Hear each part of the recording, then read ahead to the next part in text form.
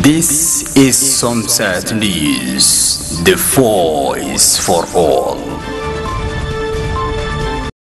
kulan looga hadlayo aayaha beesha hawiye oo ka soo qayb galeen qaar ka mid ah mas'uuliyiinta dawladda Soomaaliya ayaa maanta ka furmay magaalada muqdisho. waxaa warbixintan mar kale magaalada muqdisho nooga soo diray wariyahayaga cabdirashiid nuur ibraahim. waxaa maanta magaalada muqdisho ka furmay shirweyne looga hadlayo aayaha beelaha hawiye waxaana ka soo qayb galay aqoon-yahano siyaasiyiin iyo mas'uuliyiin xilal kala duwan ka soo qabtay dawladihii soo maray dalka Soomaaliya. waxaana ugu horeyn shirka ujeedkiisa waxaa ka warbixiyay Korneel Cabbaas Maxamuud Cadow oo ah gudoomiye ku xigeenka guddiga qabanqaabada shirweynaha beelaha hawiye.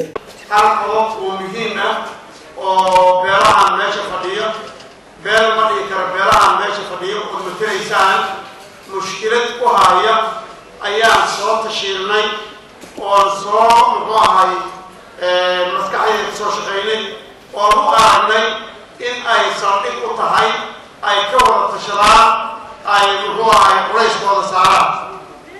waxaa weeye haddii aan wixii hore ku noqono oo hore u dhici jiray oo dhexdeeda aan isku noqono dadka bini'aadamka إلى الله والخلاف وإحنا وينه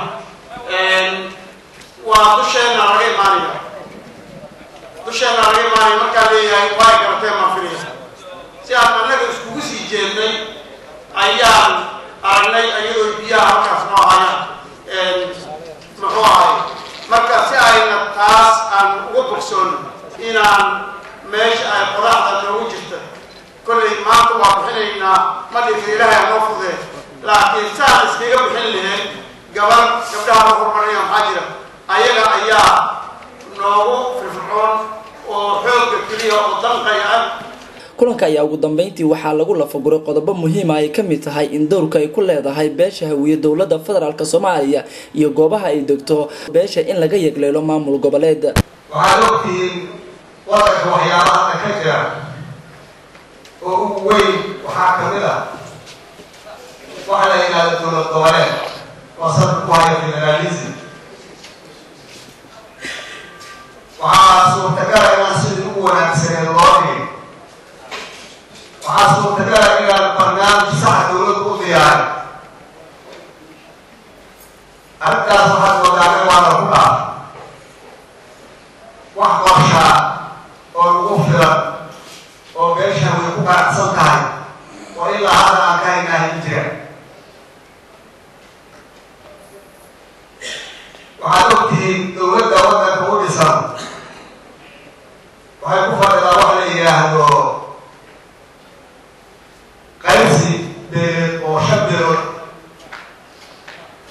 baarlamaan ay leedahay xukuumad ay leedahay waxay leedahay agaasimayaal waxay leedahay taliya ciidamo intii dawladdu leedahay awooddeedu si kasta ha noqoto. dawladdaasi waxay qudataa kor ka saaran tahay canshuurta hawiye gobolka banaadir.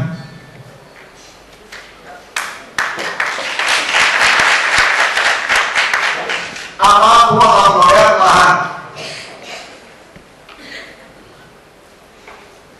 waxaan is leeyahay waxaa la joogaa xilliga arrintaas aan ka fikiri lahayn.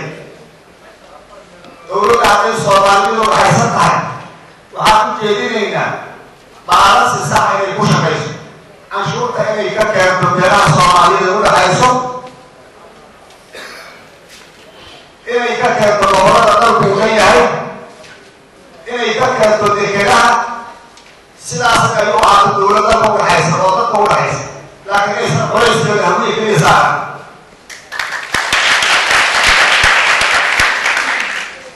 waxaan is leeyahay waxaan soo gaarnay waqtiga aan ka tashanayn.